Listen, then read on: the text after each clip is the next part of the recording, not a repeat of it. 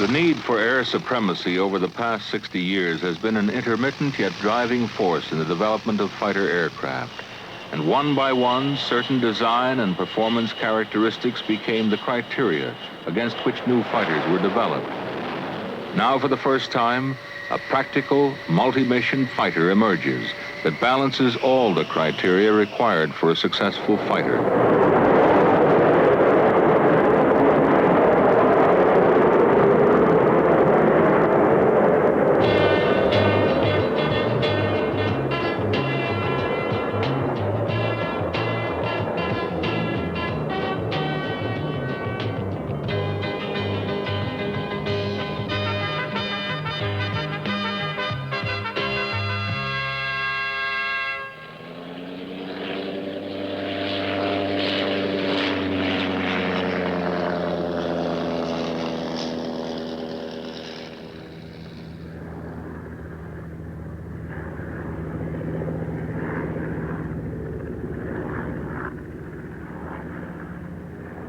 When you consider that man had just succeeded in sustaining powered flight for a matter of seconds in 1903, it was more astounding that in 1917, an agile flying machine mounting synchronized guns was influencing the outcome of large-scale war on the Western Front and forging a doctrine of air supremacy that would affect the conduct and outcome of all subsequent wars.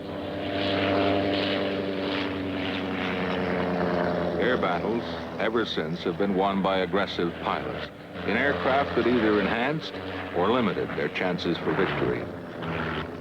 Success in aerial combat was related to their ability to see the enemy first, put him on the defensive, outperform, and destroy him.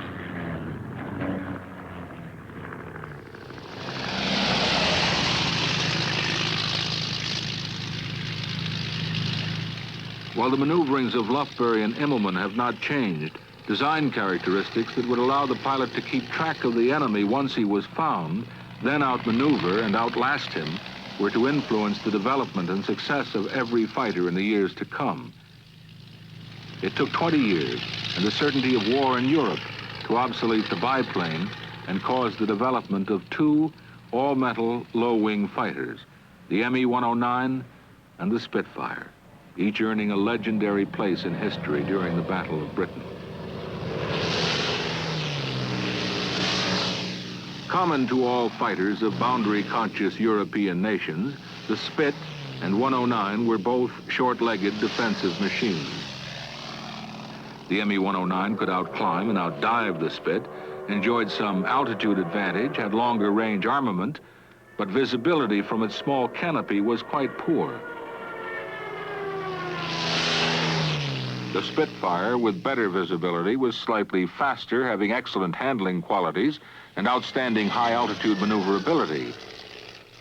Its excellent turning ability and its firepower proved decisive in the air war over Britain. Agility, then as now, meant responsive aircraft with superior acceleration and tight turning characteristics.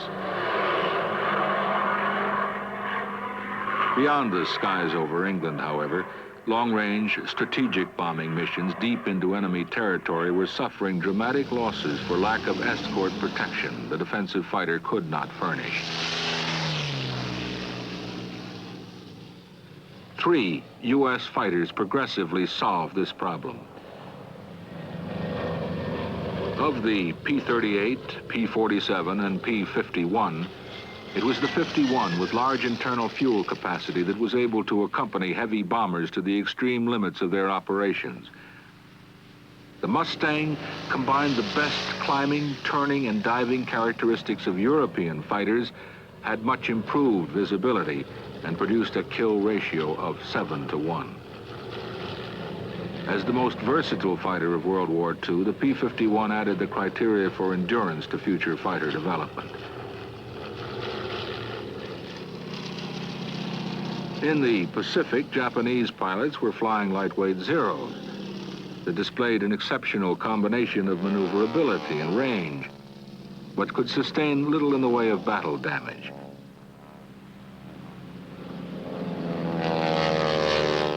Even though our own Navy fighters, like the durable Hellcats and Corsairs, were less maneuverable than the Zero, their ruggedness and heavier firepower provided the margin of victory. Grumman Hellcats, in particular, achieving a kill ratio of 19-1. Post-war fighter development went into the doldrums much as it did after the First World War, with one exception. The Russians, recognizing the decisiveness of air superiority in World War II, intensified their development of fighters, and less than 5 years later, the U.S. experienced a growing technological know-how of its former World War II ally when F-86s engaged superior Soviet-built MiG-15s in Korea. After flying from Seoul to the Yalu, it was only a better trained and experienced combat pilot using improved tactics in a rugged swept-wing Sabre that maintained a margin of air superiority over North Korea. Although air combat over Korea still used close-in weapons, guns and rockets, it was now jet-powered, and the relatively tight turn of World War II was getting larger. The criteria for turning capability, range, and visibility that evolved from fighters past became even more critical in this conflict. By 1953, when the Korean War ended, the Soviets had already put their next MiG, the 17, into service, and then methodically produced the MiGs 19 and 21, all in a 5-year period. And the U.S. has faced all 3 of these highly maneuverable fighters in Vietnam. For the first time in the history of air combat, Vietnam saw the use of guided missiles as the primary air-to-air weaponry. U.S. fighters using mid-range Sparrow missiles were able to destroy enemy aircraft beyond visual contact using a radar weapon system that detects, acquires, launches, and guides this missile to the target. When close-in combat was experienced, the infrared guided Sidewinder accounted for most MiGs destroyed by U.S. fighters.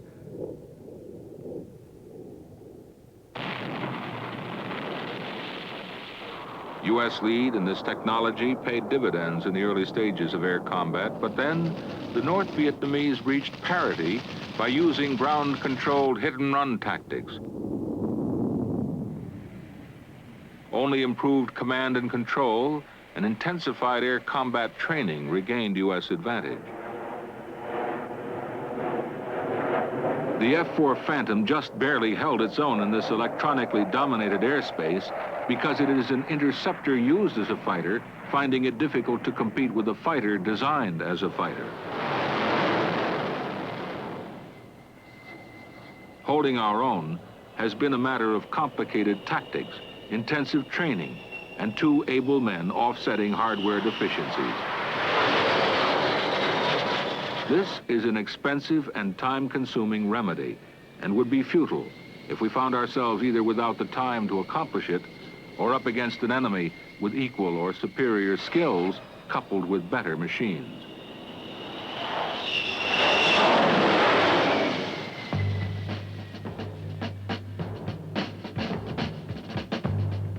Every fighter pilot, from the very first gunslinger who flew a wood and wire crate at treetop level to today's manager of a very complicated weapons system, knows that air combat is not just weapon against weapon. It is a matter of skill and judgment, courage and aggressiveness. It is knowing those things about his own machine that might kill him rather than the enemy, a knowing of weaknesses in the enemy's airplane to be exploited, and having a healthy respect for the enemy's capability.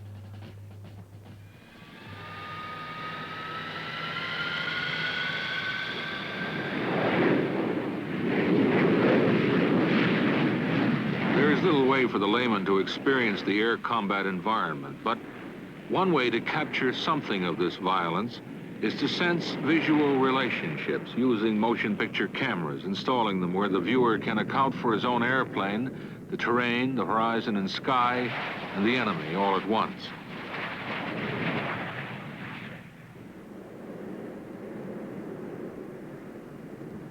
Flying like you plan to fight is the jargon of simulated combat.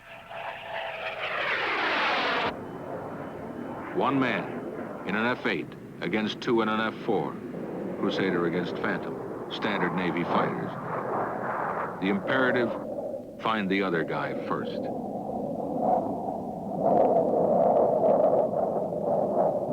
Having achieved initial firing position because of its better radar, the F-4 gets first advantage. Tally-ho, 9 o'clock, low, 6 miles. To counter the Phantom's advantage, the Crusader must execute a defensive turn. The F-8 pilot meets the Phantom head-on. Now all the action is outside the cockpit. Dogfighting is the order of things now, and both crews are concerned with exactly what Rickenbacker and von Richthofen were concerned with over half a century ago. Position, angle off, airspeed, get the enemy on the defensive.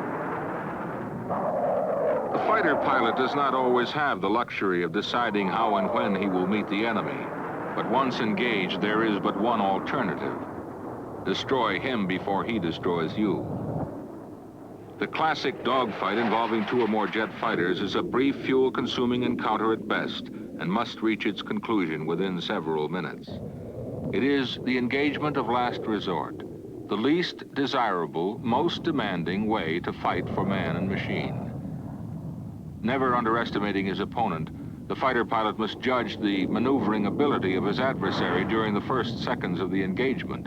From that point on, he must continuously and rapidly predict his opponent's strategy and be able to counter effectively. The Phantom and Crusader are conventional fighters, and in this violent arena of changing speed, altitude, and G-forces, both experience less than optimum wing performance most of the time, only because their respective wings are fixed for best performance in a small band of the tactical envelope.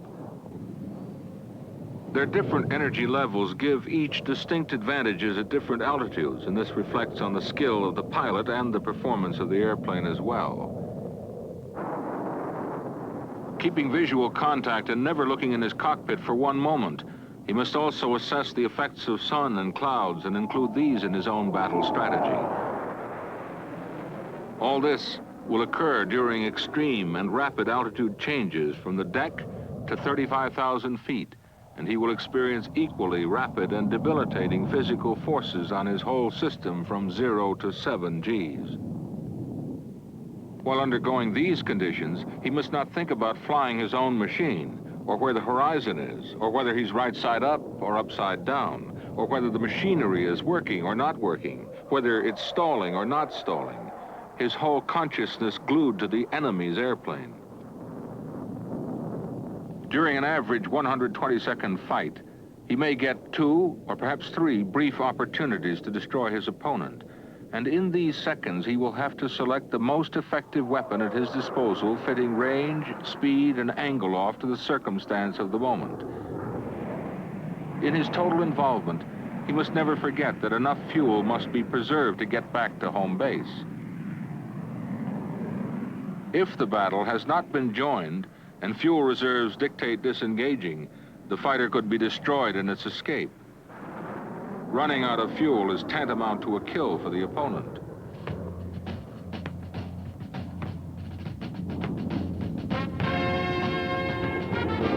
Today's air combat training involved 2 airplanes.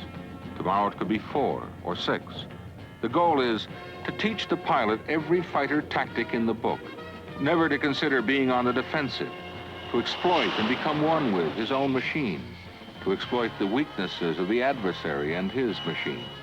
All this against a day when an enemy, and whatever fighter he may put in the air, can be met with confidence. Air superiority, a rapidly advancing technology available to everyone, is a transient value, but maintaining it needs defining and redefining in terms of the enemy environment. Reviewing for a brief moment, this highly maneuverable swept-wing MiG-21 is an air superiority fighter better than any in our operational inventory. Since its initial design was laid down in the early 1950s as an uncluttered Mach 2 home defense day fighter, there has been a dramatic technical and political shift in Russian design philosophy. But the immediate Soviet aircraft threat comprises an advanced generation of fighters already in existence and the prototype development of several even newer types. Flogger, a swing-wing frontline tactical fighter, is operational. This is an aircraft operating at altitudes up to 50,000 feet at speeds of Mach 2.3, also possessing maneuverability and a combat radius in excess of the F-4 Phantom. Foxbat, a new extended performance fighter, is now operational and has been seen in an area of potential conflict. It is thought to have multiple air-to-air and long-range air-to-surface missile capability at a speed of Mach 3.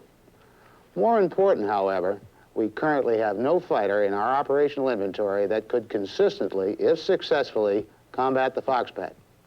Of the two, the Foxbat has substantially widened the combat spectrum, has amplified the need for air defense, and the absolute requirement to respond to more rapidly changing situations in a much enlarged envelope.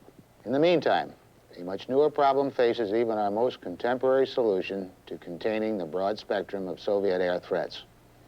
And that's a generation of advanced tactical aircraft which further expands the performance of known Soviet fighters and missiles. This expanding Soviet technology includes launching cruise missiles against U.S. operations, not only from aerial platforms, but from highly mobile surface units as well.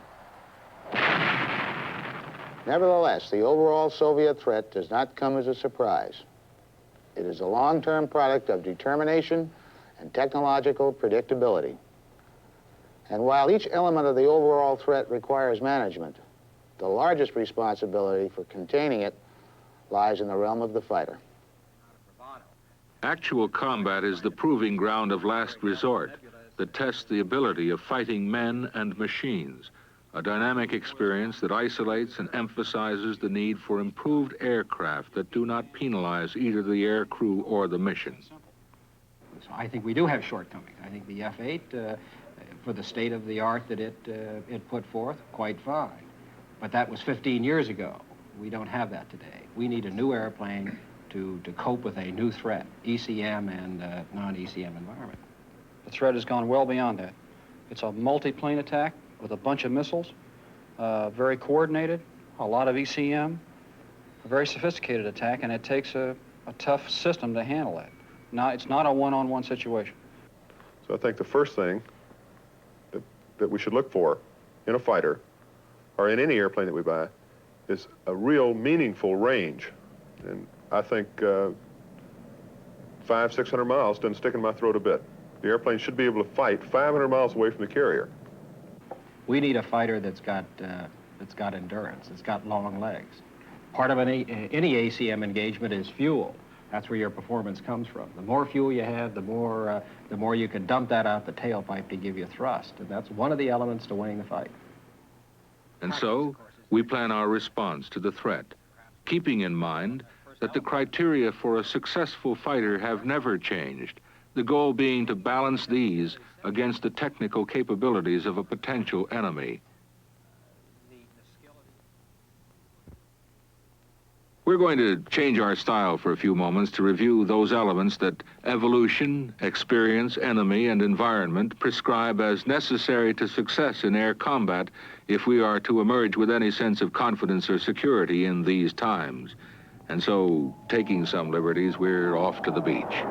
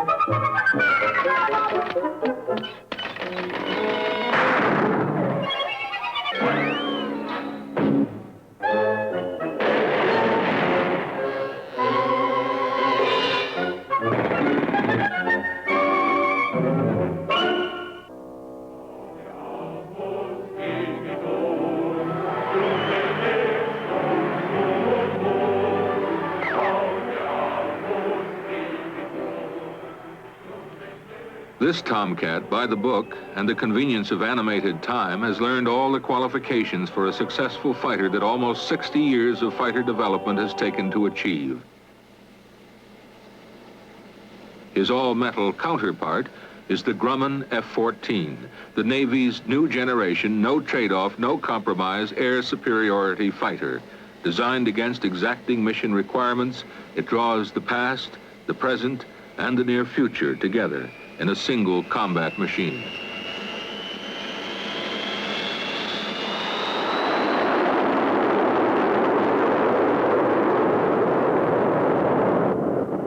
The F-14, combining exceptional power and a variable sweep wing, has the energy and maneuverability vital to controlling fighter engagements.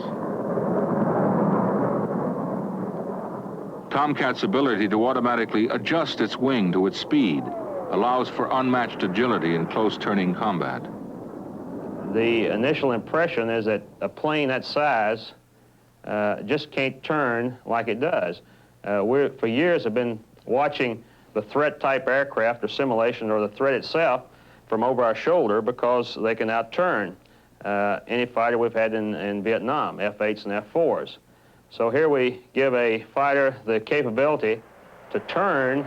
When you put that in combination with the vertical capability of the aircraft, you always shaking your head and say, you know, it's just not possible for an airplane to turn like this.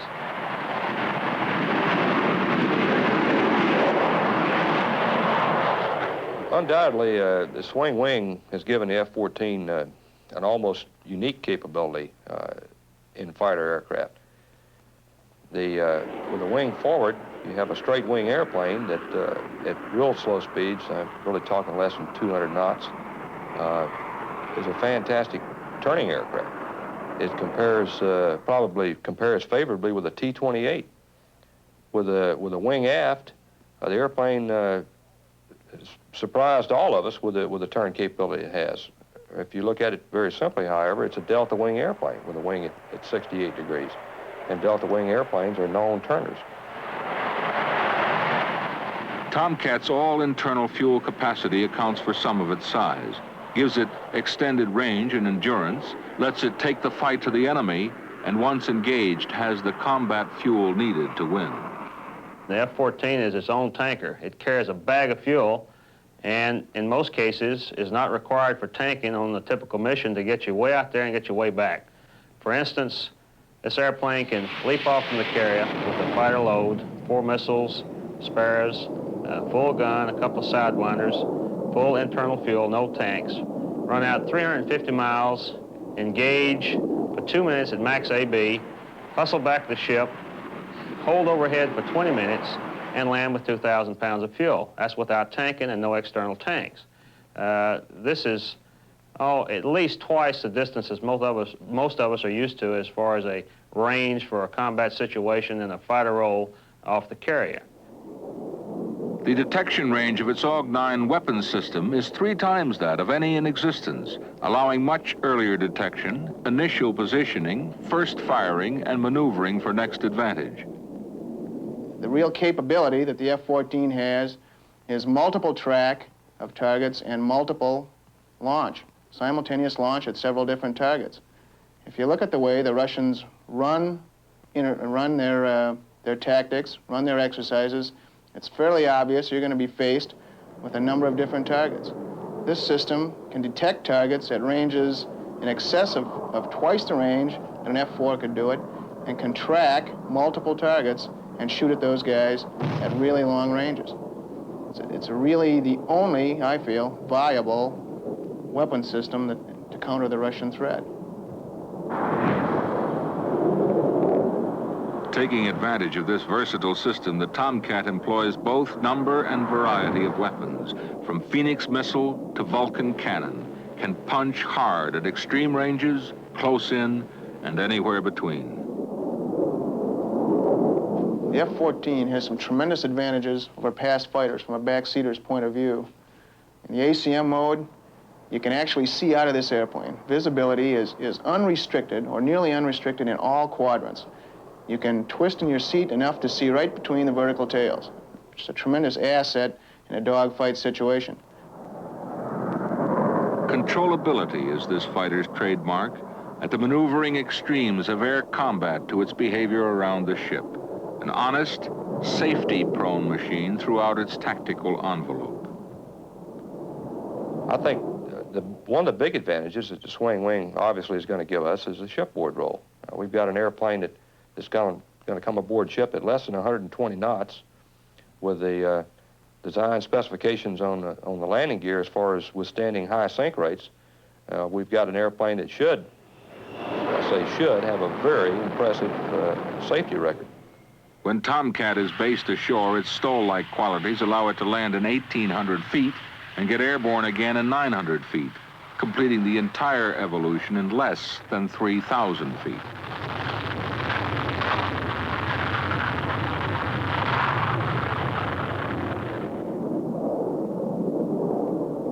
All criteria considered, the exceptionally agile 2-man swing-wing Tomcat with its versatile weapons system blends total force flexibility in all roles.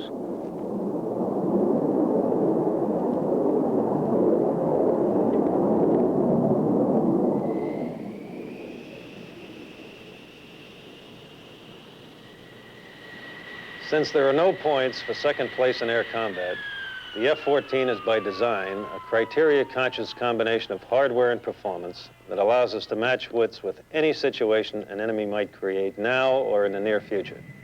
The F-14 evolved from a requirement to satisfy a multi-mission air superiority fighter role while stressing high performance and close-in air combat maneuvering capability.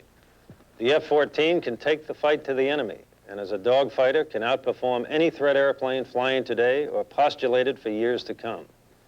A careful blend of superb performance, flexible weapons loading, and combat endurance, this new generation fighter was designed for reliability and ease of employment. Though complex, it is a weapon system with a balanced combat capability, superior to the threat as we see it now, yet designed to absorb as much future technology as can be applied to threats we can reasonably predict. In reality, a fighting system with the potential to go further than our existing plans for it. Responsiveness is what we've been talking about in the fighter all along, about this fighter in particular, for it gives the average fighter pilot a better than average chance to defeat the enemy in air combat. The F-14, perhaps the first true multi-mission by design fighter, represents a substantial improvement in the man-machine performance relationship that gives us the initial advantage and allows us to keep it. Translating requirements and criteria into hardware has seen the orderly development of Tomcat. In the overall, a low-risk program appropriate to needs we can honestly identify, carefully match the broad-scope confrontation. More importantly, it carries a two-man crew because the automation required for a one-man crew would restrict its growth, its flexibility, its safety, and in the process, its mission performance. We don't have a corner on technology, and we can be sure that any adversary will use every advantage he might have to outgun us. Today, the F-14 is what it is because it reflects all the criteria essential to, but never achieved before in any single fighter. It does not compromise one performance area for another, and its versatility will provide us with a means to respond for years to come.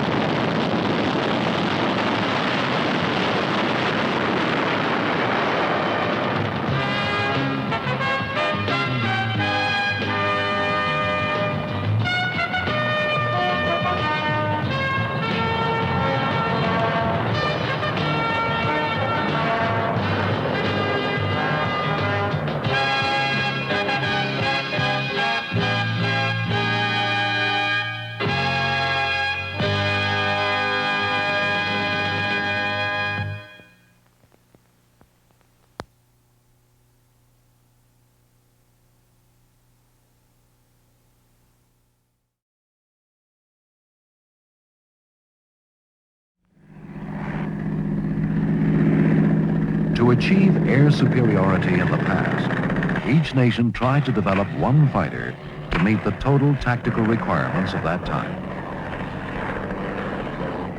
But no single aircraft was ever completely successful. A fighter great for patrolling the trenches in World War I, for example, or another that made its mark escorting bombers, were obviously not the kind of fighters to be used in another time when the mission was control of the sky over an entire continent.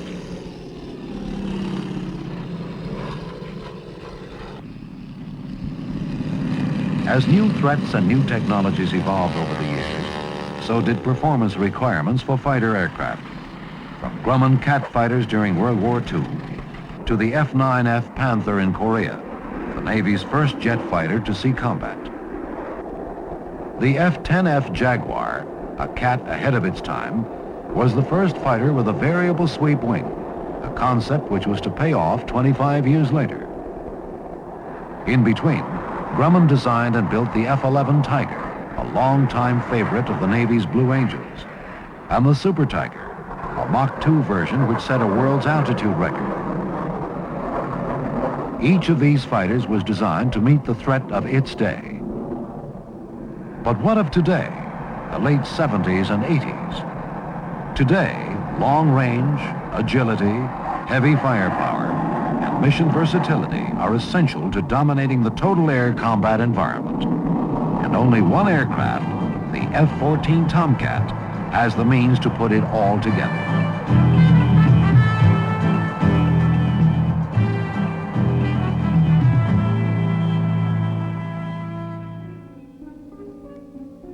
The United States is being challenged around the globe by a growing Soviet Navy, which now includes its first aircraft carrier, supported by anti-ship missile-carrying aircraft, sophisticated anti-aircraft systems, high-performance fighters, and supersonic bombers like the Blinder and the newer swing-wing backfire. both armed with long-range anti-ship missiles. And then there are the fighters. 15 or 20 years ago, Russian fighters were lightweight and short-legged, designed for defense with minimal weapon systems. They were used only when weather or the element of surprise was on their side. As the tactical situation changed, so did the Russian fighters. The first with long-range, all-weather capability was the Fiddler, which carried radar-guided missiles.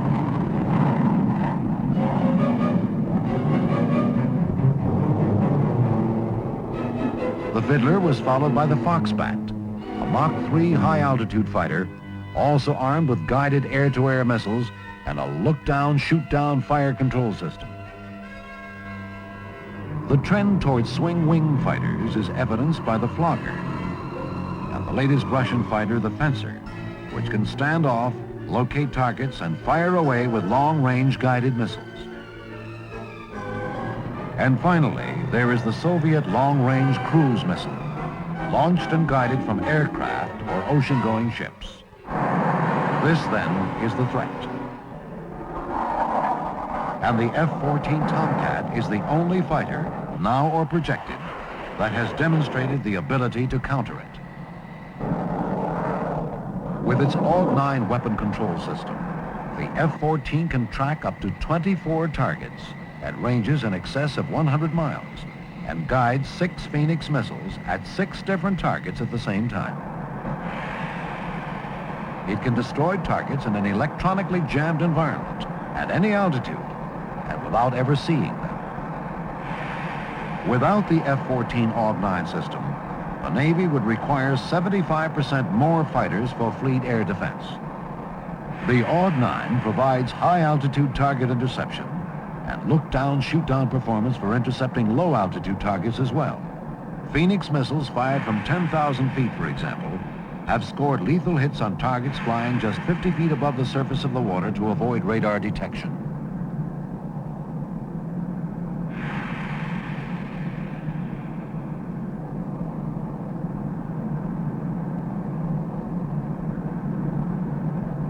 In addition to the long-range Phoenix, the AUG-9 launches short-range Sidewinder and medium-range Sparrow missiles and can carry a mix of all three on the same mission, giving the F-14 total air superiority. And there is yet one more weapon at its disposal. For close-in air combat, a 20-millimeter cannon capable of firing up to 6,000 rounds a minute, a very useful weapon when the F-14 takes to dogfighting. With a variable swing wing that sweeps automatically with changes in airspeed, the Tomcat has the tight turning ability to outmaneuver other fighters in closest combat. In such engagements, keeping track of the enemy is the key to staying alive. Here, the F-14 has a big advantage with its 2-man crew to divide responsibilities and a cockpit designed for maximum visibility.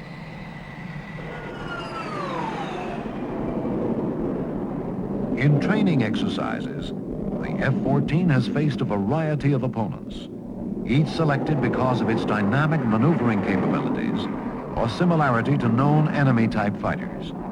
And the results have always been the same. In one-on-one or multiple aircraft engagements, where they are outnumbered by as many as 4 to 1, the Tomcat consistently comes out on top.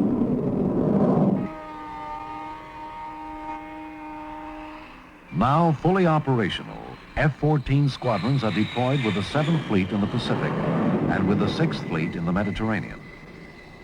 During fleet operations, F-14 squadrons have performed exceedingly well, with the Navy officially acknowledging that the Tomcat had the best initial deployment of any tactical aircraft to go to sea. Subsequent cruises have seen the F-14 steal the show during a number of joint exercises with NATO forces, particularly when the aircraft was teamed up with the E-2C. The early warning Hawkeye, operating over land and sea, detected enemy fighters and directed Tomcats to head them off. During one intensive exercise, not a single strike aircraft was able to penetrate the F-14 E-2C defense. As part of the continuing development of the F-14, the Navy is evaluating an advanced technology engine for a Super Tomcat. Greater thrust and acceleration in this B version of the aircraft would pay off in improved dash capability, climb rates, and short field performance.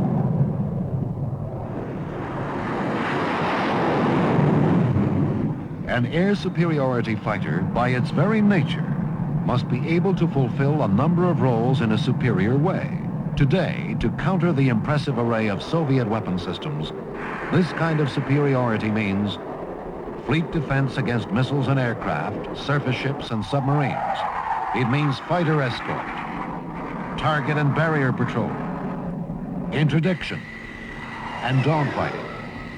It means suitability for land-based as well as carrier operations. It means a total fighter, the F-14 Tomcat.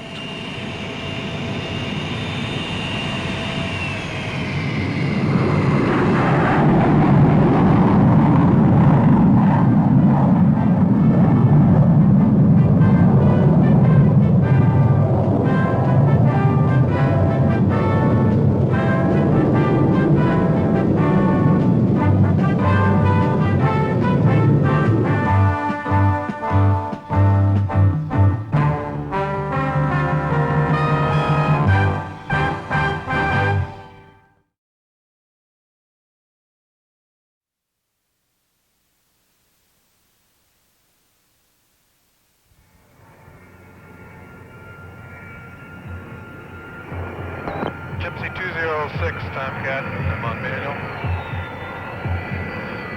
Manual pass. Ball 5.0. Roger, ball. We got 25 knots down the angle. They did a physiology study of Navy pilots during actual combat missions. They measured things like pulse rate, heartbeat, adrenaline flow, and breathing patterns. And they found that the needle quivered most when the pilots came back to land on the deck of the aircraft carrier.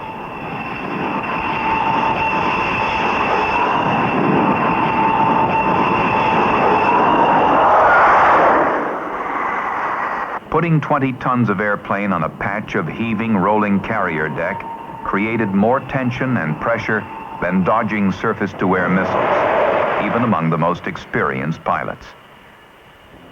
It's probably the single biggest test of airmanship, and flight crews make no pretense about it either. Even with the self-confidence inherent in all good pilots, men who fly their aircraft to the limits of its performance and stake their lives on their own flying ability, even these pilots long remember their carrier landings. Especially in bad weather, with ceilings down to 100 feet, visibility may be half a mile, and you're making a carrier control approach. Although you're under positive control of the ship at all times, except for the final phase when the landing signal officer takes over, it's the most demanding kind of flying. At night, it's even tougher. You're looking for a pattern of light about 3/4 of a mile ahead to set up your approach. If you hit a gust of wind, the airplane will climb or descend on you, and you've got to make a glide slope correction, or go around again. Sometimes it's so black you can't believe it. No stars, no moon, and you're hundreds of miles at sea. With no reference, you lose all depth perception. It's as if you were going down a mine shaft or into a closet and closing the door behind you. It's a special kind of flying that takes a special kind of pilot and a special kind of airplane. It takes intensive training, experience, and confidence. An accommodation of man and machine. A blending of skill and structure. Navy pilots and airplanes with sea legs.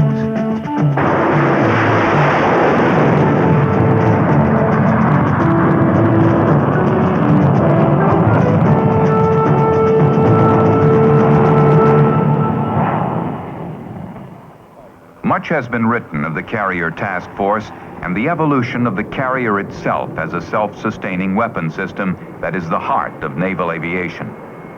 A city at sea with over 5,000 men, enough supplies to last 6 months to a year, and over 80 aircraft filling a variety of roles that continues to grow in the face of new technologies and new threats. With the current CV concept, which combines attack and ASW capabilities in a single hull, today's carriers must handle a variety of aircraft, all of which require different staff expertise, more spares and ground support equipment. Carriers have gotten bigger, of course, but so have the aircraft. The Essex class has been replaced by the larger Forrestal class and nuclear carriers. F-4s are gradually being replaced by F-14s. Aircraft and platform enhance and at the same time limit each other. Yet the fact remains that Navy aircraft do not compromise performance for compatibility with the carrier. Consider that the Navy F-4 and A-7 have been eminently successful as primary weapon systems for the U.S. Air Force. On the other hand, no aircraft designed for land operations has ever been converted for carrier duty. It takes more than a tailhook to earn your sea legs. No matter what its mission or performance, a carrier aircraft is a special breed. For one thing, it's built to survive in an environment land-based aircraft were never designed to tolerate. Launched from a steam-powered catapult that induces an acceleration loading better than 5 times the force of gravity, and yanked off the deck in a couple of 100 feet.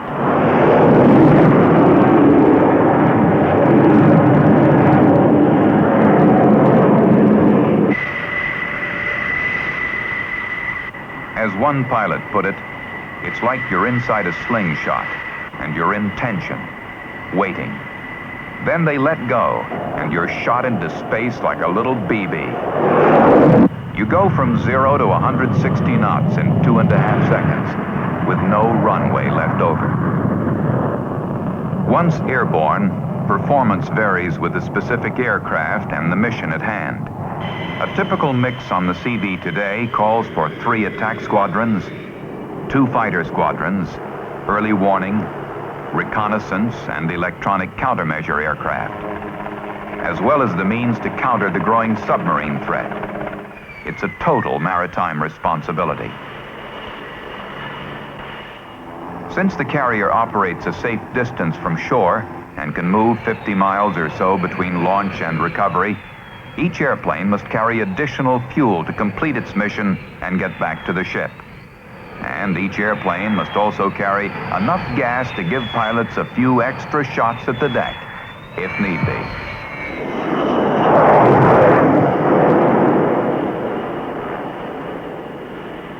Getting back on the carrier is indeed the ultimate challenge.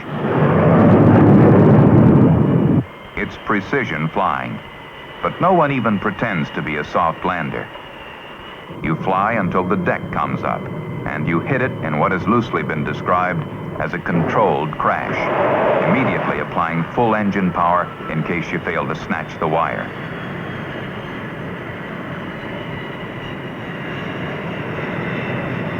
A 50-ton pull on the tailhook brings the airplane to a jolting halt.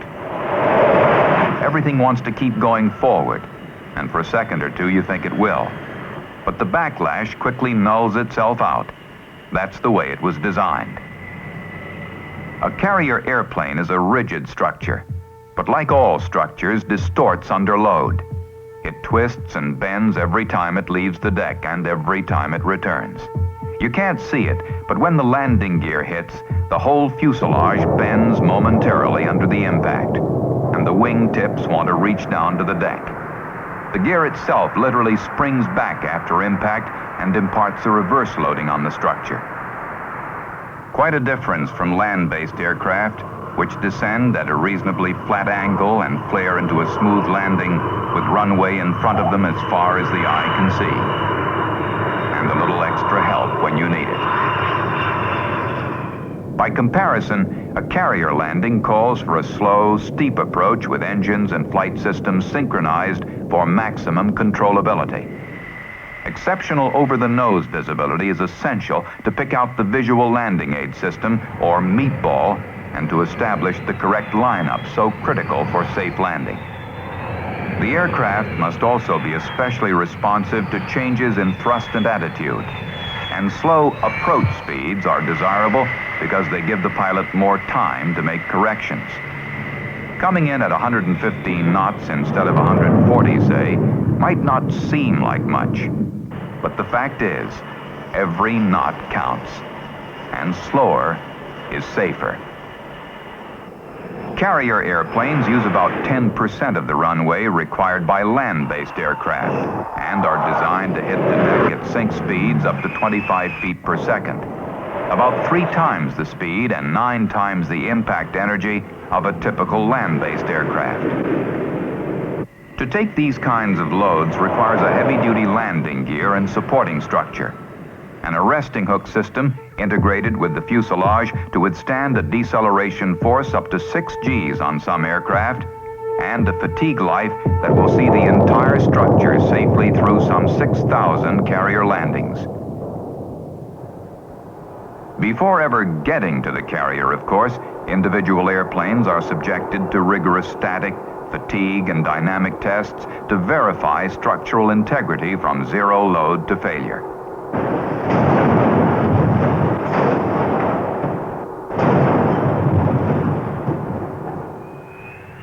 Then flight testing, low-speed handling, touch and goes, high-speed cruise, and maneuvering through the aircraft's entire operating envelope.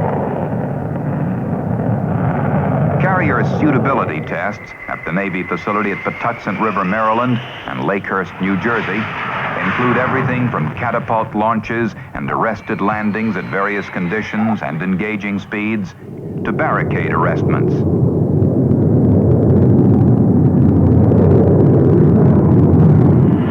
For all the differences between carrier and land-based aircraft, it's hard to tell one from the other by just looking. Internal design and structure separate the two more than anything else, except for a few things like the arresting hook, maybe the canted windshield, launch bar, and holdback links. But essentially, it's a matter of overall inherent strength. And oh yes, the wings fold on most carrier aircraft. With just so much square footage to work with, everything that goes on a carrier, including the aircraft, is packaged as compactly as possible. Space is always a problem, particularly when it comes to maintenance, most of which is confined to a hangar deck that precludes the use of much of the big support and handling equipment found at a typical airport. In such tight quarters, easy access becomes even more critical to simplify inspections and minimize downtime. There are many other features peculiar to carrier aircraft. Maintaining static balance, for example, to prevent tip-back during deck handling. Providing integral crew boarding features to eliminate ladders and work stands on the deck. Using special alloys and sealants to protect the aircraft against the high humidity and salt spray environment so conducive to corrosion. Designing engine inlets to minimize ingestion of hot catapult steam. And ejection seats that afford safe egress at ground level and zero speed.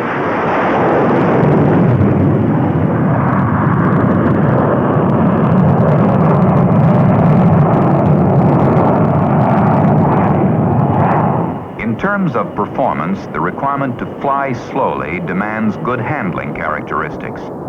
The high lift devices and moderate wing loading, that is, the bigger wing essential to lower speeds, also means better than average maneuverability. The payoff? An all-weather attack bomber like the A-6 can handle itself pretty well in a tight turn. Similarly, the F-14 uses a straight, unswept wing to achieve low takeoff and landing speeds and low-speed maneuverability, and a highly swept wing for supersonic flight. As a result, the Navy has an airplane designed for fleet defense, yet equally effective for close-in air-to-air combat. Of course, no aircraft with sea legs is going to be effective without people with sea legs to manage the system. The right people in the right place at the right time. From the first drawings off the board, to the first operating system, to the first carrier landing, and into an environment that might well be the best organized and most efficient military system ever put together. It's the aircraft that make the carrier viable, but it's the pilots who pay it off. And right from the start, Navy tailhook pilots think they're better than anyone else. And who's to say they're not? Yet they're only as good as the men who maintain the aircraft. The technicians who groom the weapons gear. The mechanics who watch over the engines. The plane captains who see that they're ready for flight. The handling officer who spots them on the deck. And the air boss who tells them when to come and when to go. It's a community like no other. Dedicated men putting their skills on the line every day. Moving these airplanes with sea legs on and off the ship in a continuing readiness.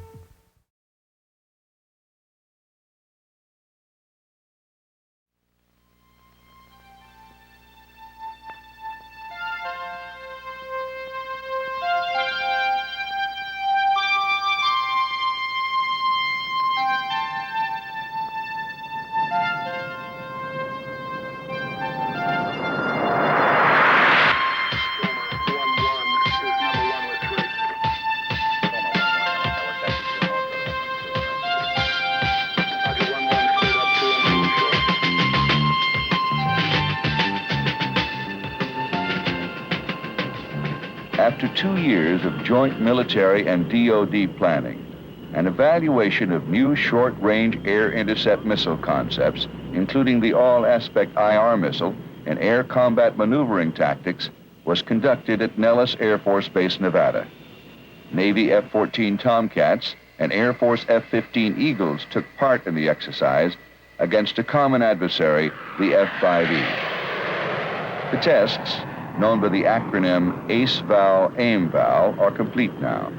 And while there are varied conclusions to be drawn with regard to their primary goals, a funny thing happened to the F-14 on its way through the trials.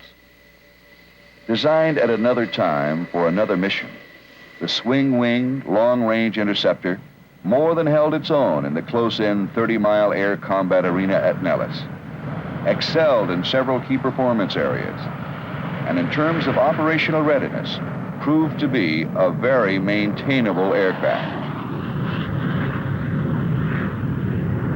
Tactically, the word is out. The best way for fighter aircraft to deal with the lethal all-aspect missile is its standoff distances, long-range identification and long-range kill with launch and leave missiles. That's what it's going to take to be prepared for the future. Because the new infrared missiles can be fired head-on, or even at an angle to the target, maneuvering is less important, and getting behind the other guy is no longer an essential ingredient for successful air combat. It's a situation that, for the first time, will radically change the course of aerial tactics. We have always approached the killing of another aircraft in the same way. We've had to identify it visually, and then we had to maneuver with it, and finally, in about 95% of the cases, you end up in a 15 or 20 degree cone behind the guy, firing whatever kind of a weapons that you have at him from the rear. Now, the new all-aspect missile gives you the capability to fire at somebody head-on, and that's very, very important because it extends the weapons system effectiveness area. It sets up a requirement for you to identify early and to fire early. What you've got to do now is quit thinking about 1,100 feet and a gun kill or an AIM-9 kill and start thinking in terms of getting a kill at 50 miles, something that's certainly outside of his weapons system capability. Ace-Val AIM-Val took advantage of recently developed, highly sophisticated computer technology which enables fighter pilots of supersonic aircraft to fly realistic missions in a simulated combat environment. He's coming back in now, 26,240, 18, dog. Okay, fine. Now, Falconeers is still running. Even missile launches and gunfire can be simulated, and their flight paths tracked from release to impact. All the action at the range is monitored by a network of unmanned solar-powered tracking stations, which are fed by airborne instrumentation pods attached to the aircraft. With the same captive carriage characteristics of a Sidewinder, this missile carries no warhead. It's a self-contained electronic system that continuously measures and transmits position, velocity, and weapons data to the ACMI control center, where it's displayed in real time from just about any angle or point of view. Hundreds of thousands of data bits can be handled within the system every second, and it's all available for instant recall, evaluation, briefing, and debriefing, an intensive training experience that greatly accelerated the learning curve in combat tactics. We explored all the little corners of tactics that we hadn't really looked at before, and we could do it on an almost hour-by-hour basis. You could sit down right as you're debriefing the particular hop you've just been blown away on and figure out a way to go out and counter that. Fighter crews at the Nellis evaluations were all expert sticks and tacticians, some with combat experience in Vietnam, some out of Top Gun. The Blue Force was comprised of Air Force and Navy crews who flew the F-15s and F-14s respectively. The aggressor Red Force flew the F-5E, an agile fighter similar in size and performance to the MiG-21.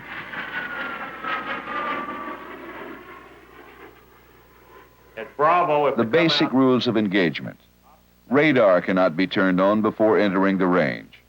Short-range missiles, AIM-7F Sparrow, and guns only, no Phoenix. Positive visual identification required before clear to fire. All scenarios limited to 30-mile arena with entry from specified start points. In this engagement, 2 F-14s will take on 2 F-5s.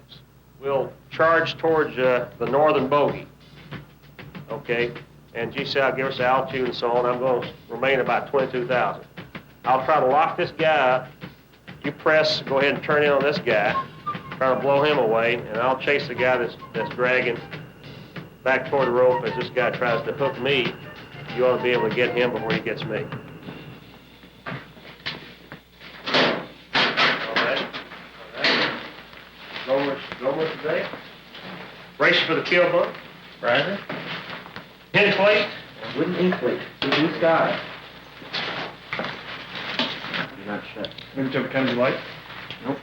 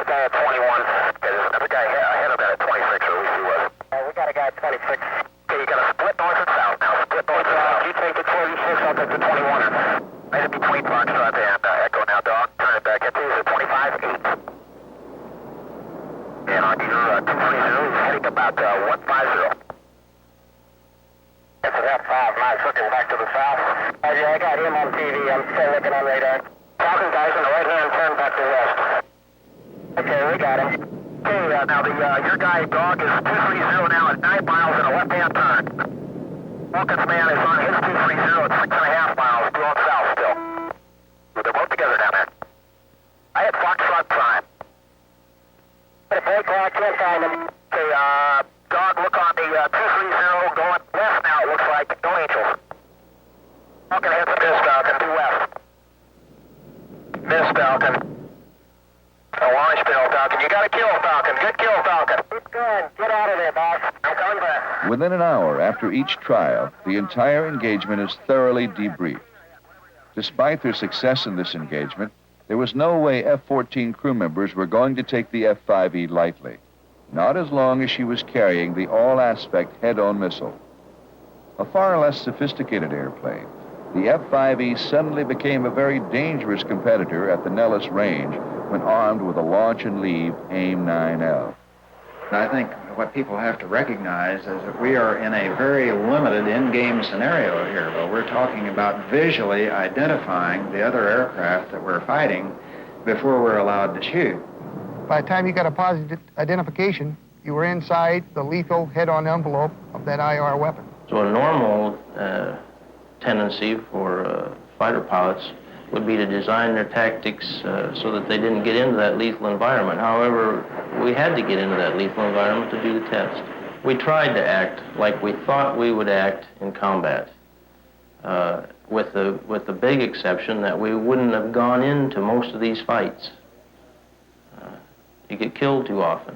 Your survivability is about 3 missions. It's nice to go out man to man and say, I beat him flying, and get your hands going and work your way in at his 6, but you might not have a chance to do that if he's carrying an all-aspect threat. You need a standoff capability. Standoff capability is one thing, to be able to launch a missile successfully outside the range of the enemy's weapons. But there's still the requirement in many scenarios for positive visual identification, since there's little advantage in having a long-range missile if you don't know who you're shooting at. In the F-14 itself, we've had for a number of years the capability to kill another aircraft at 50, 60, 75 miles. The problem has been we don't know who's out there. And that's the first thing that any other airplane driver will tell you when you start bragging about the fact that the F-14 will do things that his airplane won't do. He shrugs his shoulders and says, yeah, that's fine, but who the hell knows what's out there? With the installation of a television sighting unit, the F-14 has taken the first giant step toward long-range target identification. An electro-optical system, the TVSU helped F-14 crew members positively identify the much smaller F-5 long before being visually detected themselves, and at distances significantly greater than the naked eye, often maintaining a lock on the F-5 even through ground clutter and evasive maneuvering. We're always positive what we're shooting at way out. And in fact, during the program, in order to keep us honest, the people running the test at various times ran intruder aircraft through, flying the same type of tactics that the F-5s would, trying to confuse us, just making sure we're playing the game straight. And TVSU worked for us every time. You can also tell a lot about what the opponent's doing. And that's important to know exactly when he turns into you, for example, if he's running away. And you can't always pick that up just by watching a V-sub-C on the HUD. You can visually track one target and radar track another target simultaneously. And with a long-range VID, sometimes you'll have one radar blip on your scope and you won't know how many there are. You slave the TV, if there's enough contrast there, sometimes you'll pick out 2, sometimes as much as 4 if they're in tight formation, trying to mask their IFFs or the number of force mix. Against the F-5s over land, an ID was very easily achieved in the heart of the AIM-7F envelope, and it did enable us to achieve Sparrow kills and exit the arena prior to being exposed to the F-5 and his AIM-9L. And consequently, they're in the Sparrow envelope before they even have a tally-ho. The TVSU has also proven very effective for surface surveillance, positively identifying potential targets on land and sea. To take full advantage of the TVSU, however, F-14 pilots at Nellis could have used a launch and leave missile if the rules had permitted. Fire and turn away while the weapon continues to the target on its own. hanging around to see the weapon home got to be very risky. The F-14 with the TVSU would pick up the F-5, fire a missile at him, and it would look as though he had the kill in the bag. But because you had to track the AIM-7 and it was not launch and leave, the two aircraft continued to close until the F-5 could see the F-14. At that stage of the game, he fired an AIM-9L that is launch and leave. And even though he's destroyed himself, the missile goes on and takes the F-14 with him, and you end up with a 1-to-1 kill. And we just can't do that. We know from the way Russia is producing aircraft that wherever we go and under whatever circumstances we fight them, we know we're going to be outnumbered. And for that reason, we've got to have better quality. If the AIM-7 had been a launch and leave missile, or if he could have been able to fire his AIM-54 Phoenix missile, which is launch and leave, the situation would have been entirely different. Technology will soon catch up with the advanced F-14 weapon control system. Contracts have been awarded to achieve long-range aircraft identification using several different approaches, taking advantage of the versatile laser beam and coherent optical processing, microelectronics, memory chips that can store, compare, and arrange data almost instantaneously, and the next-generation radar systems. Finally, a computer will provide multiple correlation of all identification systems, telling us exactly what kind of airplane is out there and opening the way to full use of the only long-range aircraft weapon system in the defense inventory. There's really only one airplane on the market today and in fact, there's only one airplane, even in the airplanes that we're contemplating building, that can take advantage of the ability to identify at longer ranges, and that's the F-14. It puts it literally in a class by itself. For all the sophisticated electronics and high-performance features inherent in a modern weapon system, one of the most important considerations is still operational readiness, the OR rate, maintainability, keeping flight schedules. Because no matter how capable, if an airplane is not up when you need it, it's not doing anyone any good. At Nellis, the flight schedules were tough and demands on the aircraft heavy. Logistics control came out of Miramar, but a small network of shops and supply centers set up very close to F-14 flight operations at Nellis and manned by sailors with minimal contractor assistance carried out the day-to-day, minute-by-minute support role. It was a people-to-people thing that kept several steps ahead of all the paperwork with direct communications whenever possible. Manny 43, this is Manny Maintenance. Understand inbound up and up? Because of the extensive built-in test and onboard checkout features, air crews were able to continuously monitor F-14 systems in flight, often radioing problems ahead so that maintenance people were prepared to respond as soon as the aircraft returned. RMO failure, I'm having some computer system transfers to calls. Roger that, 4-2. That guy, the first one, I could see turn. Every flight was immediately debriefed, every gripe discussed face to face. The result? The F-14 demonstrated exceptional maintainability, day in and day out, with an operational ready rate as high as 95% some months, better even than the veteran F-5. Part of the initialization problem. Yeah. We've flown approximately 1,400 sorties without a maintenance aboard. That's a better record than any airline in the world can maintain. Our people are not unique. This situation is not unique. You can go back to Miramar, or you can go to Oceana, and you can get another 118, 119 enlisted men with about the same talent level that we came here with, and give them the same tools, and they can do the same job we've been doing. I never went out to get an airplane that I didn't fly.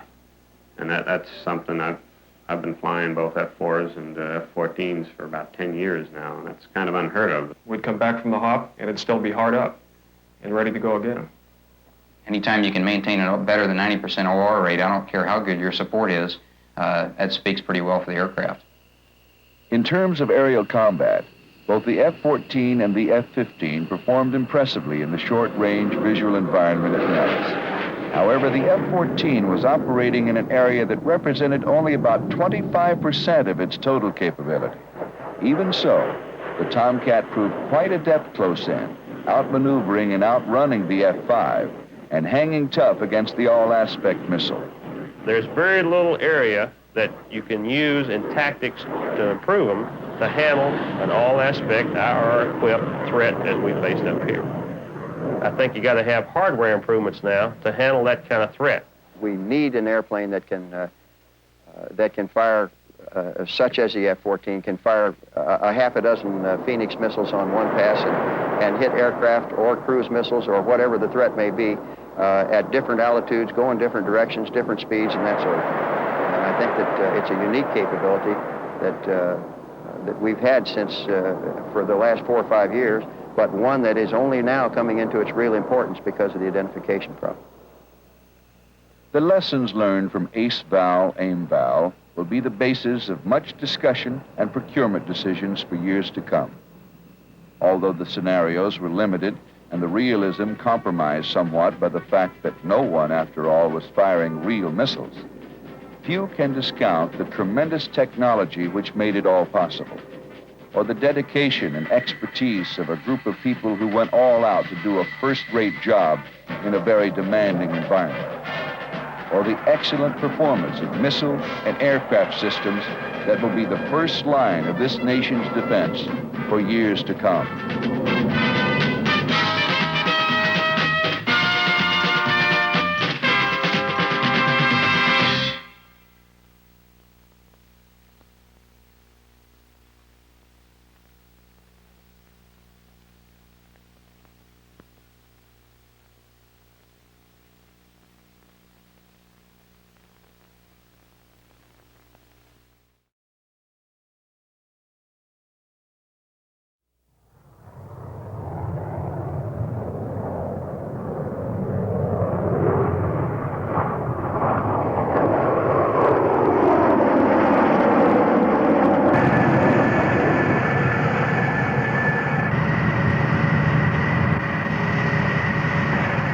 This is Fighter Town, USA, the Naval Air Training Station for Pacific Fleet fighters at Miramar, California.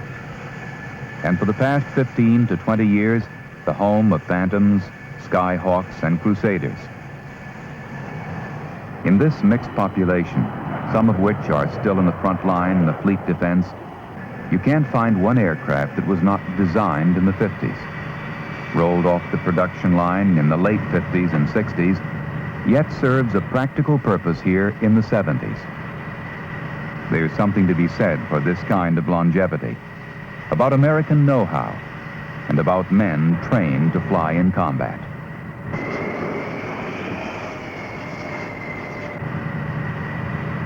Exposed to the realities of air warfare in Vietnam, many of these men are professional sticks with experience that comes only in a shooting war. Now they're back where it all began, to get wrung out in a fighter that's unlike anything they've ever flown before, the F-14 Tomcat, and to test what they learn in simulated air combat maneuvers against other high-performance fighters.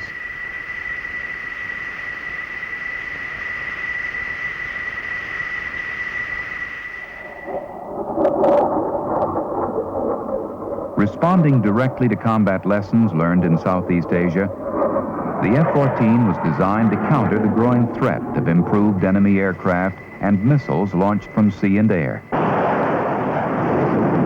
It combines long-range fleet defense with the close-in maneuverability of dogfighting, without compromising basic mission performance.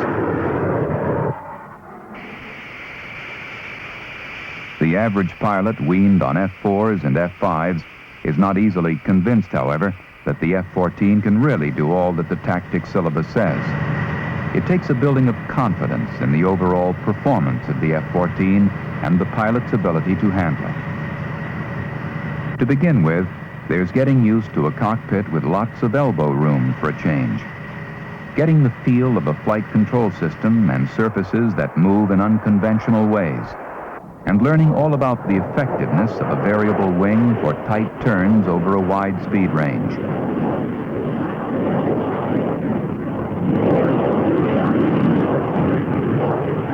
Added to this is the AUG-9 weapon control system, with long-range radar for early target detection, acquisition, and tracking beyond 100 miles, allowing the F-14 pilot to get the jump on the other guy, or to avoid engagement. The choice is his. A multiple weapon system includes 6 Phoenix missiles, which can be launched simultaneously at targets more than 50 miles away.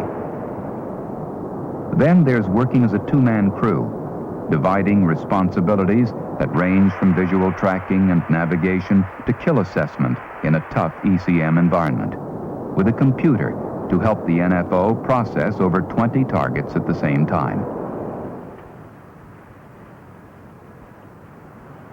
Learning about the F-14 and how to take advantage of its performance capabilities is a full-time job.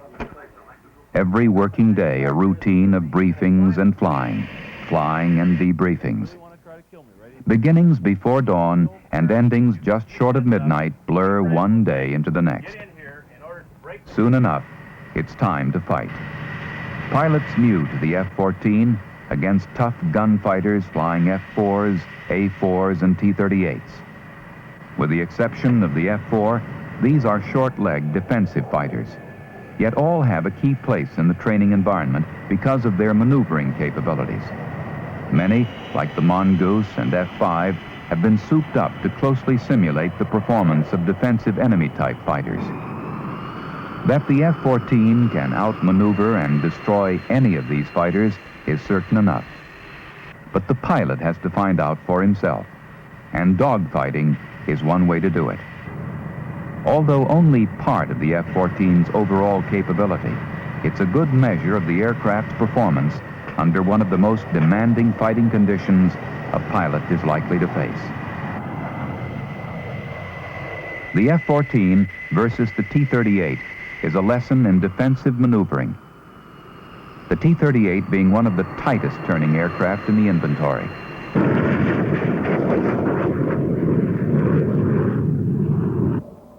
The test is a critical one. The F-14 in the most vulnerable position of all. His adversary directly behind him in shooting position. Once the T-38 starts to make the attack on you, the first thing you have to do is negate it. And the best way to do that is to break into him. You've got G available, so start your break. Okay, now we want to go from this defensive position into a neutral and an offensive position.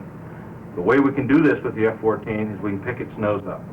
So we're sitting there, as we start to have the overshoot and going in here, we'll flop the wings level and we'll take the airplane up into the vertical. The NFO instructor, who is riding in the back seat of the F-14 during this simulated air battle, is a busy guy. He conducts some of the briefings, sets up the rules of engagement, and later he'll help in the debriefing. Knowing the F-14 and the T-38 like the back of his hand, he'll recognize immediately when the trainee should make his move, when he should get out of the way. And if he hesitates for even a second, he'll know that too. At that point, I'll be calling for you to level your wings to get them level prior to pulling the aircraft up into vertical. You want to make sure you get in pure vertical if necessary to look inside.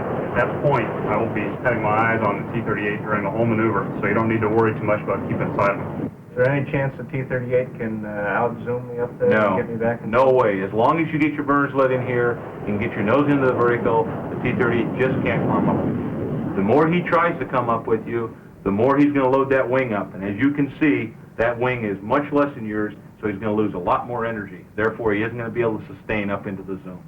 Okay, is there any way he can really counter that, or is he just going to end up in the same place every time? No. The less that he counters, or the more dynamic that he counters, not coming up with you, the faster you're going to go after his wing line, the faster you're going to be able to place your nose behind him, and the faster you're going to be able to employ your weapon system. You have gone from the complete defensive to an offensive position, and that's what we're trying to look for.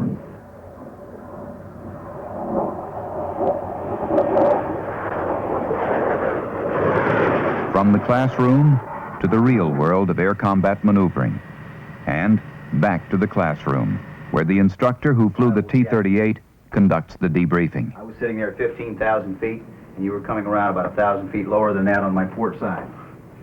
As you came around, as most times when you pass a bogey like this, with an airplane that's superior turning capability that you've got compared to the T-38, will always cut across your tail, trying to keep you in sight, making you turn the long way, this way. And then you started your nose pitch up and went a long way around.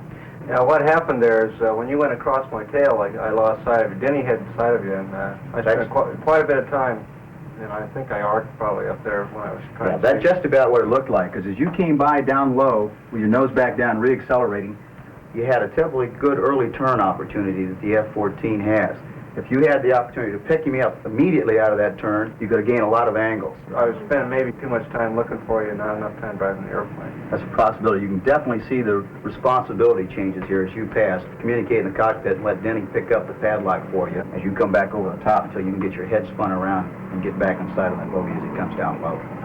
I really found out the F-14's turn capability. We stayed pretty close, and that's not that much problem. I thought it'd be a big problem, but it wasn't. Encouraged by their success against the nimble T-38, F-14 flight crews are no less attentive in preparing for their next battle against the A-4, another good-turning, low-wing loaded fighter. In this engagement, the tactics instructor will also double as pilot for the A-4. Again, the F-14 is on the defensive, the A-4 rolling from a high perch into a good gun position. Once I start to make my tack, you're going to have to counter that. And the way you do that is you start your nose up. Get yourself going right up into the vertical, making sure you get your afterburners lit, and start going up. Lyle's going to coach you into where I am. Once you're up in here, start to do your displacement roll towards my 6 o'clock.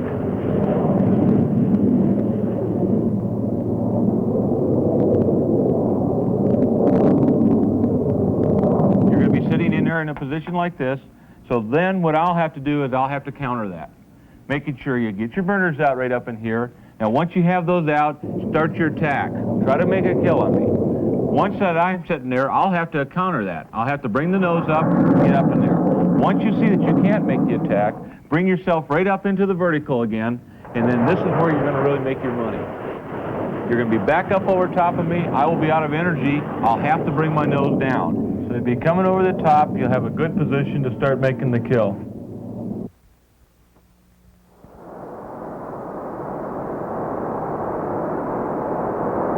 After the engagement, both crews return to the base for debriefing. At this stage, debriefing is often a matter of reminding F-14 pilots of the extended capabilities of their aircraft, to instill more confidence, that you can push it beyond the limits of other fighters, and that it will respond. The first thing I saw is as we started the maneuver, I came up over the top of you like this. Really was impressed with the way that you brought your nose up. It really surprised me. I didn't think you could get that kind of pitch right out of the airplane. Oh boy, you really bet. Surprised me right you there. bet. You can get yourself right up over the top of that guy. Once you're up in here, now you're in a position where I'm starting downhill, you can start to attack. And then I started to come back on up in there. You saw that. You came off in a nice little lag position like that. I kind of felt you may have had a little coaching from the back seat or something there. Yeah, quite a bit. I could feel it coming off. I saw you in a position where I said, well, I could almost maybe try to reverse, but no, I could see you started back on up, and then it's just straight stand by to look in my mirrors. I had you picked up, you came right back down into the gun kill, and that's the name of the game. I felt like the trouble, if I had troubles, was early in the hop where I was getting a little bit greedy, putting the nose on you when I was still defensive. You end up getting here where you get your burners lit, and I think everybody gets so darn awed with the way this thing will start soaring that they don't get them out by the time they're starting to come back down, and it causes you to start to do your overshoot. What about the way you saw it, Hope? Our only real problem, I thought, Keith, was after we came out to the outside, Mahler started his nose up and we got on our back up here on top, still in zone 5. I thought had you gotten the power off a little bit sooner, we wouldn't have picked up so many knots coming back downhill. Well, this goes back to just what Mahler said in the brief. I didn't come out of zone 5, come over the top. Consequently, I got fast because I'm not realizing how fast this airplane accelerates. That's exactly what we're talking about. You handle everything right up through here. You're getting up on top, just like we're looking for.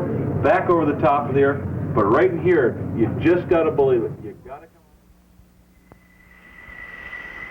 2 down and 1 to go. Opposition for the F-14 today is the F-4 Phantom. Both are high-thrust-to-weight fighters.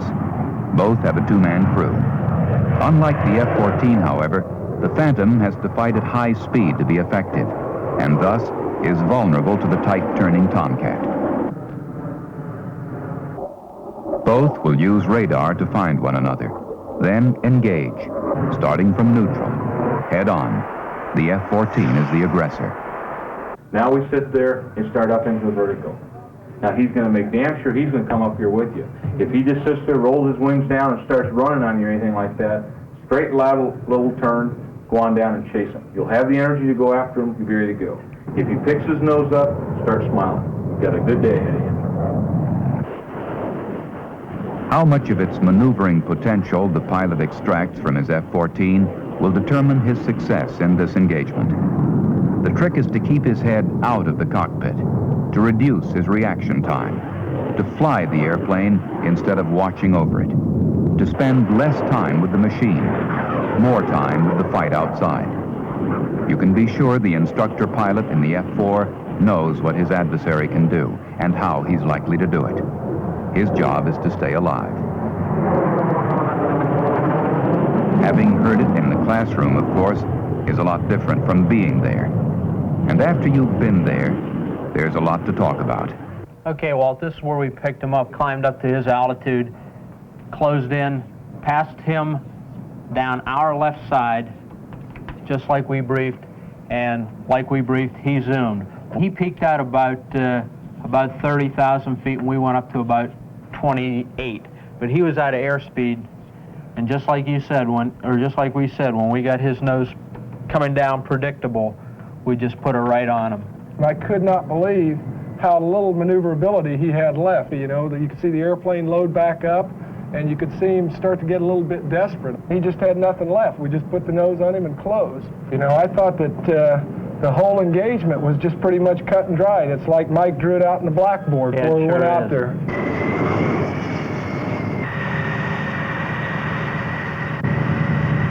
Pilots and Navy flight officers continue to cycle through Fighter Town to get their hands on the F-14 and to put it to the test against the more familiar Mongoose, F-5E, and F-4. And they're impressed. We can take more of the classical maneuvers and use them to our advantage. That, to me, is the biggest thing. In the F-4, there are only one or two ways to win a fight. And if you don't do those one or two ways right and perfect, then you're going to lose.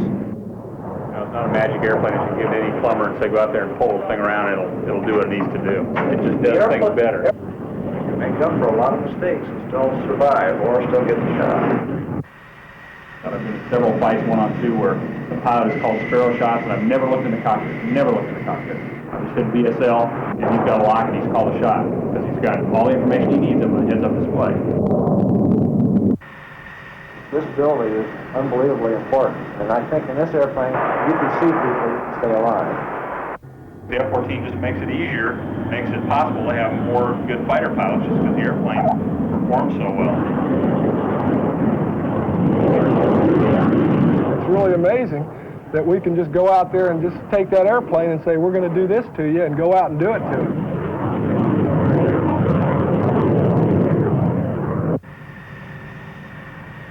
With the confidence in his airplane now born of experience, the pilot can translate F-14 capabilities into real performance.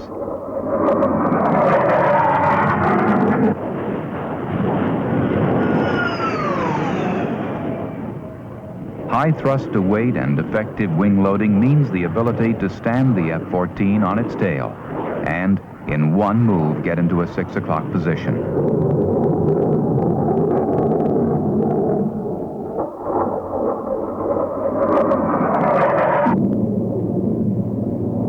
As other potential adversaries come along, F-14 tactics will be modified to handle them. The aircraft's performance flexibility and wide variety of weapons can be adapted to meet any foreseeable threat, to take the fight to the enemy, and to win.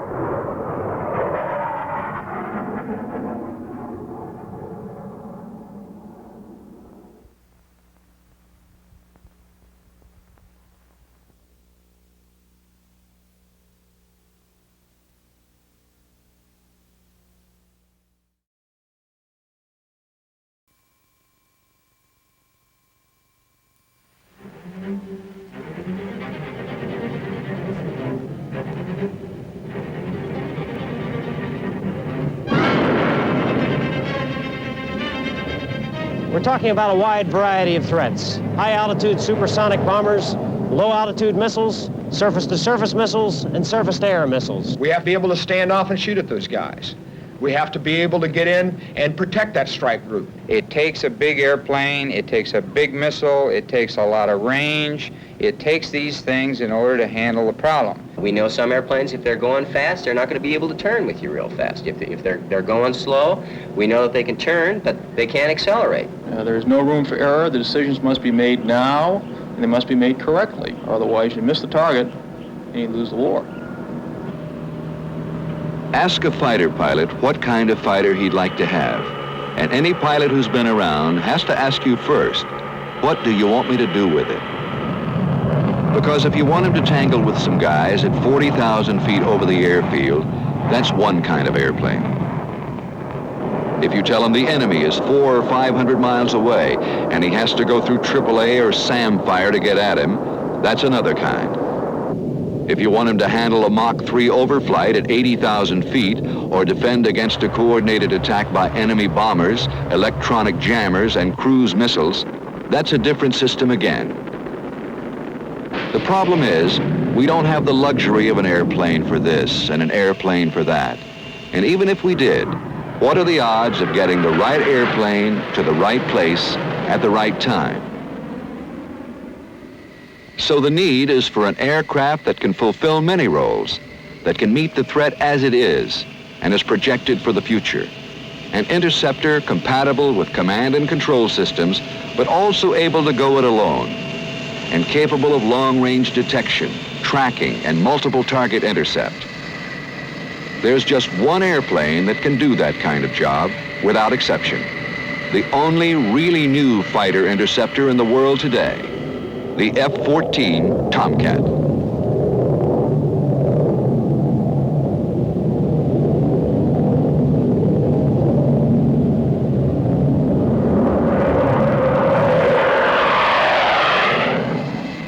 The thing that separates the F-14 from all other tactical aircraft flying today is the combination of a high-performance airframe and the multi-shot, multi-target AUG-9 Phoenix weapon control system, the most significant advance in weapon system technology in a generation of fighter development. Practically immune to electronic countermeasures, the Phoenix missile is specifically designed to destroy multiple maneuvering high-speed targets from extremely long range to close in. And it's the only air-to-air radar missile with a launch and leave mode. The Phoenix has proven its performance time and again against a variety of targets in a variety of tactical situations, scoring an unprecedented 85% success rate. Unlike any other system, up to 6 Phoenix can be fired at 6 different targets at the same time. Up to 24 targets can be tracked simultaneously. Other new fighters, on the other hand, are restricted to one-on-one engagements.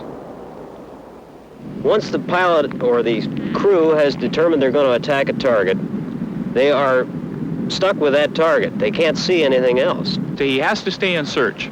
He's back to a manual system, the same thing that the F-4 came out with 15 years ago. This is the only system we've got going where you can attack a target and not have to devote your full attention to that target for the full time of flight of the missile, whatever you're firing. We can prepare ourselves to take on the rest of the threat. It's one-of-a-kind thing. No matter how sophisticated, no weapon system can get the job done unless you have time to deploy it.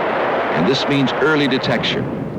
A high-powered radar and extremely fast digital computer provide the F-14 with almost 3 times the detection volume of current fighters, at 30 to 50% greater range. But this is no numbers game. Extended range means more time to respond, up to 2 extra minutes for a Phoenix to intercept a Mach 2 threat. The difference, perhaps, between winning and losing. It also gives you the ability to stand off and fire a Phoenix missile before being detected or before the enemy can launch a weapon, since he has to get a lot closer to fire. Because we get to see him first, we're going to get a cut right there. We're going to get the edge right there. Here we are standing off, having the standoff capability to fire and attack a target when we have come nowhere close to him being able to do that to us. Okay, what happens then? Your survivability goes up tremendously. You take one aircraft and he can do the job of 5, 6, 7, 8, a dozen aircraft. Let's face it, if you can get a guy at 100 to 150 miles, that's where you want to get him. You don't want to wait till you have to get him in close. Flying low has long been a simple but effective means for getting in under defensive radar networks unable to see over the horizon. The tactic was used successfully in Korea and Vietnam, and more recently by other pilots for other reasons. Now, cruise missiles have taken the art of treetop flying a step further. Launched from air, surface, and undersea platforms, these self-guided weapons present a new threat to air defense systems.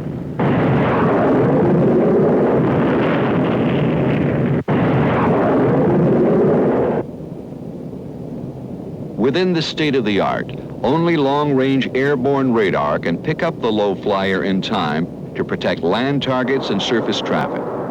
And only the F-14 has the system to carry out an intercept. We have the capability to look down and shoot down most effectively with a very good probability of kill. It goes past that because it gives you the capability to stay at high altitudes, and if you can stay up there, you not only then have the capability of attacking the low guy, now I also have the capability of going after the high guy. And that's the other side of the coin, from defending against targets 50 feet above the surface to defending against 70 or 80,000 foot high Mach number aircraft and air-to-surface missiles. There's only one aircraft in the world today that has that capability, and that's the F-14 with the Phoenix missile. What you've got to like about the F-14 is that its performance just begins with a Phoenix factor. Medium-range Sparrow and short-range Sidewinder missiles are also part of the armament package, along with an internal Gatling gun and a versatile air-to-ground system. The thing can cover the whole threat, and that's what you really need when you're going out there to do the job. It's almost a self-contained GCI interceptor fighter combination that can take the fight to any scenario, any place in the world. I deployed with VF-1 and 2 on the Enterprise, and we used to simulate very realistic scenarios. For example, backfire bombers flying at 50 to 55,000 feet at supersonic airspeeds with lower fighter cover. We went out on exercise after exercise like this with the F-14 and demonstrated time and again that because of the two men in the airplane, because of our ability to handle the ECM problem, we could shoot those bombers at long range, still have the short-range weapons to get in and visually engage the fighters, take care of them, and press on about our business. In this age of automation, the tendency is to put everything you can into a computer, for certainly computers have taken us over hurdles we never could have handled otherwise. But there are limitations, as we all know. Thus, the F-14, though highly automated, with a computer system that can process 3 times as much information as any other fighter, still relies on a 2-man crew working together to take full advantage of the enormous potential of the aircraft. There has to be tactical decisions made by an aircrew. It cannot be done by a black box. It has to be made in the human element involved. The advantage of not having to split yourself down the middle or whatever percentage you got when you're in a tactical environment. With 2 guys working on the solution, you're going to come out with the right answer more often than you are with 1. That's all there is to it. It's that simple. It's a beautiful combination. And I know in my past experience, there's the first guy to see the other guy has a hell of an advantage. With the tremendous flow of information that passes between the F-14 and the command center, voice communication is often inadequate, too slow, or tactically undesirable. You can get more information back and forth more quickly with the aircraft's data link system, relaying tactical information and receiving additional target data from the command center. Even when the enemy is fanned out 200 miles across the sky at different altitudes, the F-14 can be positioned for optimum tactical effectiveness. And it's the only aircraft that can shoot down 4 of the enemy and still have fuel left for a protracted fight, one-on-one. The nice part about the F-14 is that you got the best of both worlds. You can get into the dogfight role without taking one iota away from the very significant capabilities in the long-range interceptor role. Swing wing buys an awful lot. It gives you an awfully good on-station loiter time. It gives you a tremendous turning aircraft, and it gives you a slow approach speed. Throughout the flight regime, and almost at any store loading you'd care to dream up, you decide where you want to go and you point the nose and the airplane goes there. It's going to be an awful long time before anyone can come close to finding an aircraft that can take the interceptor role and the fighter role and come any closer to optimizing the two in one aircraft. The nice part about the whole system is that being computer-based, software-oriented, the growth potential in the system is almost unlimited. Currently under evaluation is a TV sighting system that can differentiate between airplane types and provide positive target identification at distances 10-fold over the unaided eye. A new compact computer is also being developed for long-range positive all-weather target identification. In addition, the aircraft is being equipped with a reconnaissance pod, which will enable one F-14 to handle both reconnaissance and interceptor roles, a unique self-escorting weapon system. Among other growth items are greater ECM capability and a Phoenix missile with better performance against surface targets, increased immunity against jamming, and a programmable logic that will keep the missile up to date against future threats without redesign.